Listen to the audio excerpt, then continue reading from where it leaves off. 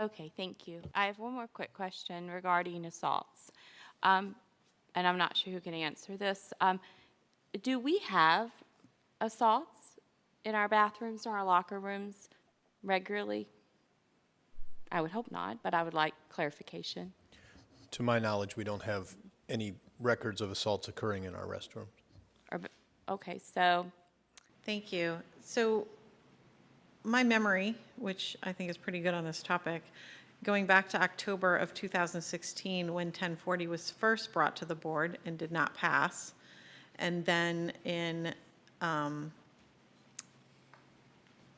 April of 2019 when it did pass, perhaps it was February, so maybe my memory's not that good, that there was a lot of discussion about, that we're having right now about bathroom use and locker room use and privacy.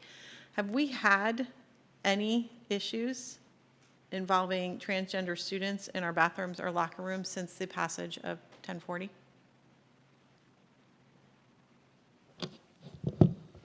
Ms. Sheridan, we have not had any issues to my knowledge. Thank you very much. Ms. Sheridan, could I add to that response? Sure. So the issue of assaults taking place or transgender students assaulting other students in the restroom, Time magazine in 2016 called that a red herring, that the data was simply not playing out, that transgender students were more likely to assault cisgender students in restrooms than were other students. In fact, regardless of the gender or gender identity of a student, if a crime or a violation of the rules is committed, that would be investigated and dealt with to the full extent of the rules or the law.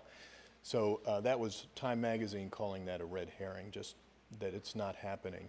In fact, in May 2019, the journal Pediatrics did a study in which transgender students concluded that transgender students who are not in an environment that is inclusive and are forced to use the gender ascribed to their birth certificate were more likely to be assaulted than their cisgender peers. So I think it's important to keep some perspective on this. We've heard it several times tonight from our public speakers, but the predator transgender student is, or person, simply it does not exist. And I think it's part of maybe a misunderstanding of what it means to be transgender, but the data is just simply not playing that out. Thank you. Ms. Bartz? I appreciate you sharing that. Our students do not need to be protected, and they are not in danger from their transgender peers. And so that rhetoric is hurtful and false. So I appreciate you clarifying that. Thank you.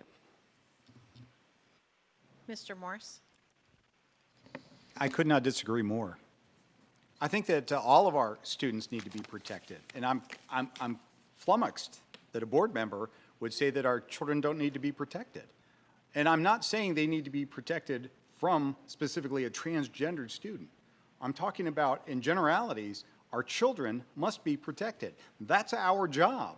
It's not our job to protect some of our kids. It's our job to protect all of our kids and to provide them the facilities which include privacy and a modesty, an element of modesty in the most vulnerable years so that they can accept themselves, all of them, and be better students and be more secure as they move into middle and high school and beyond. So let's not just say, oh, our kids don't need protection. That ain't true.